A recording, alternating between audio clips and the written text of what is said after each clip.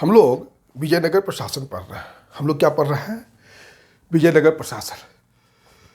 और हम लोगों ने लास्ट क्लास में विजयनगर प्रशासन का केंद्रीय प्रशासन देखा, फिर प्रांतीय प्रशासन की चर्चा की, फिर कितने प्रकार के न्यायालय होते हैं उनकी चर्चा किया।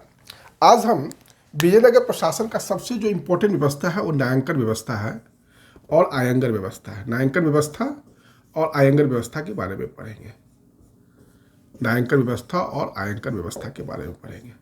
विजयनगर प्रशासन का अगर सबसे इम्पोर्टेंट कोई देन है तो वह है न्यायांकन व्यवस्था और आयंकर व्यवस्था।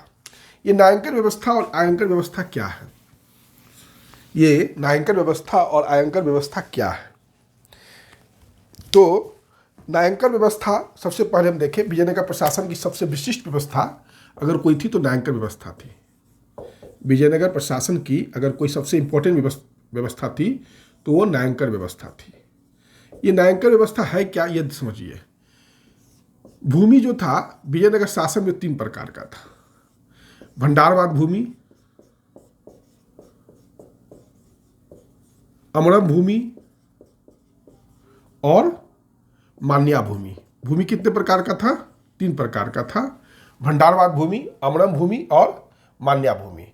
भंडारवाद भूमि जो थी वो केंद्रीय भूमि थी, मतलब केंद्र की भूमि थी, राजा की भूमि थी। इससे जो आय होता था वो सीधे केंद्रीय खजाना में जाता था। यह जो अमरम भूमि है यह नायकों को प्रदान किया जाता था, नायक को प्रदान किया जाता था। नायक को इसलिए प्रदान किया जाता था, सैनिक सेवा के बदले में नायक को अमरम भूमि प्रदान किया जाता था, इसलिए नायक को अमर नायक कहा जाता था। जिस सैनिक को जो है अमरम भूमि दिया जाता था उसे अमर नायक कहा जाता था, अमर नायक कहा जाता था।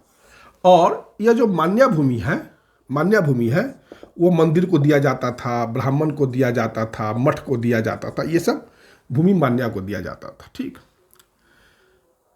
अमर नायक जो होते थे, अमर नायक या पलाईगार, अमर नायक को कहीं कहीं पलाईगार भी कहा गया है, तो आप लोग इसको थोड़ा सा अलग मत लीजिएगा, लेकिन जो प्रचलित है वो अमर नायक ही है।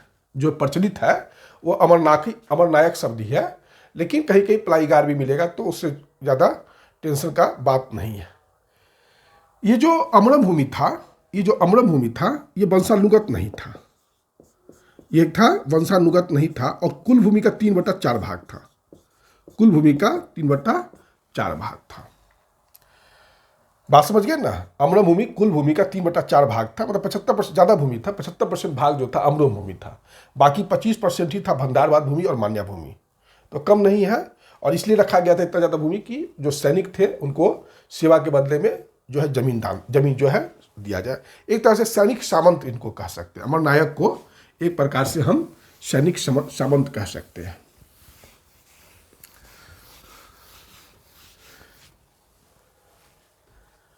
अमर नायक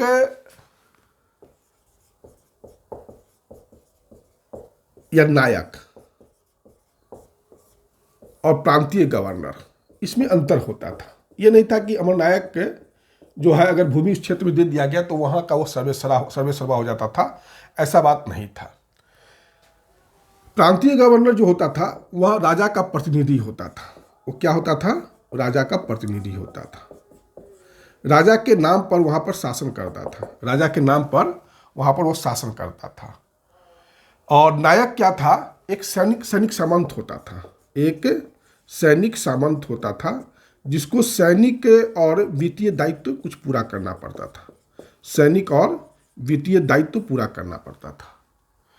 जहाँ प्रांतीय गवर्नर राजा का प्रतिनिधि होता था, राजा के नाम पर वहाँ पर शासन करता था, वही अमर नायक या नायक जो होते थे वो सैनिक सामंत होते थे, और कुछ उनका सैनिक काम था और कुछ वित्तीय इनका दायित्व होता था। और इसके लिए बदले में उनको कुछ जिला या गांव, कुछ क्षेत्र दे दिया जाता था, है ना। अमर नायक जो होते थे वो प्रांतीय गवर्नर से ज़्यादा स्वतंत्र होते थे अपने क्षेत्र में। अमर नायक जो होते थे वो प्रांतीय गवर्नर से ज़्यादा स्वतंत्र होते थे अपने क्षेत्र में। इनका ट्रांसफ़र नहीं होता था, अमर नायक का ट्रांसफ़र नहीं होता था और स्थानांतरण नहीं होता था, और ज़्यादा स्वतंत्र थे, है ना। लेकिन जो प्रांतीय गवर्नर होता था वो स्वतंत्र नहीं होता था, उसका ट्रांसफ़र हो जाता था या उसको पदच्युत भी किया जा सकता था, लेकिन इसको आप पदच्युत नहीं कर सकते थे। अमर नायक को पदच्युत नहीं कर सकते थे, पद से नहीं हटा सकते थे। नायकों का पद धीरे धीरे अनुवांशिक भी हो गया, ये पद अनुवांशिक भी हो गया, और ये बहुत बड़ा चीज़ है। और लेकिन गवर्नर जो था अनुवांशिक नहीं था, गवर्नर जो था अनुवांशिक नहीं था। ये प्रांतीय गवर्नर और अमर नायक में जो डिफरेंस है वो मैंने आपको बता दिया।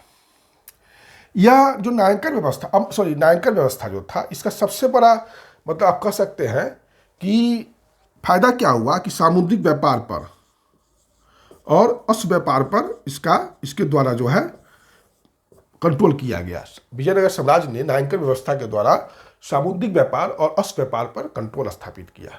तो यह हो गया आपका नायंकर व्यवस्था के बारे में जो जानकारी चाहिए वह मैंने आपको दे दिया। नायंकर व्यवस्था क्या है अब आप समझ गए होंगे, है ना। नायंकर की व्यवस्था के बाद है आयंगर व्यवस्था। आयंगर व्यवस्था, देखिए आयंगर व्यवस्था जो है ग्रामीण प्रशासन से जुड़ा हुआ है। आयंगर व्यवस्था ग्रामीण प्रशासन, विजयनगर के ग्रामीण प्रशासन से ये जुड़ा हुआ है, ठीक।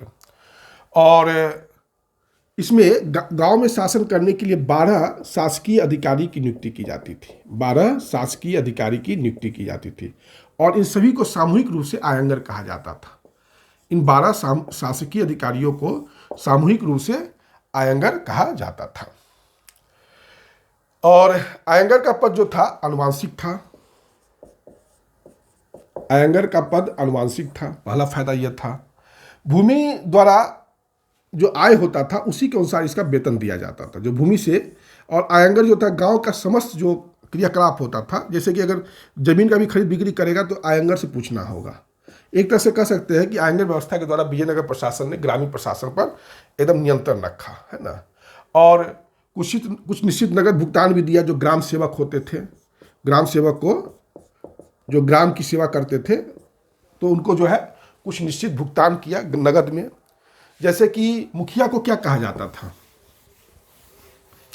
मुखिया को रेड्डी कहा जाता था, गौड़ कहा जाता था, मनियम कहा जाता था। ये सब मुखिया को विजयनगर साम्राज्य में क्या कहा जाता था, रेड्डी कहा जाता था, गौड़ कहा जाता था, मनियम कहा जाता था, है ना। लेखाकार को क्या कहा जाता था, सेंतुआ कहा जाता था। लेखाकार को सेंतुआ कहा जाता था, कर्णम कहा जाता था। लेखाकार को सेंतुआ कहा जाता था, कर्णम कहा जाता था। पहरेदार को तलाई यारी कहा जाता था। पहरेदार को तलाई यारी कहा जाता था, है ना। पहरेदार को क्या कहा जाता था, तलाई यारी कहा जाता था। लेखाकार को सेंतुआ कहा जाता था, कर्णम कहा जाता था। मुखिया को रेड्डी कहा जाता था, कौर कहा जाता था, मनियम कहा जाता था। निरुनिकर को क्या कहा जाता था, निरुनिकर जो था सिंचाई कार्य का देखरेख करता था। निरुनिकर सिंचाई कार्य का देखरेख करता था, है ना। निरुनिकर क्या करता था, सिंचाई कार्य का देखरेख करता था। एक अधिकारी होता था परिपत्यागार। परिपत्यागार ये कौन सा काम करता था, तो ये राजा का प्रतिनिधि होता था जो साहूकार और महाजन को अपने नियंत्रण में रखता था, उस पर निगरानी रखता था। साहूकार और महाजन पर निगरानी रखता था। परिपत्यागार जो था वो राजा का अधिकारी होता था जो गांव में साहूकार और महाजन पर जो है पर्यवेक्षण का काम करता था। निरुनिकर जो था सिंचाई कार्य देखता था और तलैयारी जो है पहरेदारी करते थे। लेखाकार सेंतुआ को कहा जाता था या कर्णम को कहा जाता था। गांव का जो लेखाकार का काम करता था वो सेंतुआ ही करता था। गांव का लेखाकार का जो काम करता था वो सेंतुआ ही करता था। राजा जो था वो महानायकाचार्य नामक अधिकारी के द्वारा, राजा महानायकाचार्य नामक अधिकारी के द्वारा ग्रामीण प्रशासन पर नियंत्रण रखता था। ग्रामीण राजा जो था महानायकाचार्य नामक अधिकारी के द्वारा ग्रामीण प्रशासन पर नियंत्रण रखता था। जो ग्राम के अधिकारी थे उससे अपना ये वार्तालाप करता था महानायकाचार्य, और फिर जो है वह राजा को जो है बता देता था।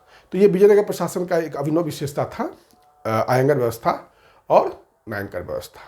तो ये आज समाप्त हो गया, नायंकर और आयंगर व्यवस्था। इससे प्रश्न जरूर आते हैं, आप लोग ध्यान से इस वीडियो को देखिए। यह संघ लोक सेवा आयोग के द्वारा जो प्रारंभिक परीक्षा होता है उसके लिए वीडियो बनाया जा रहा है।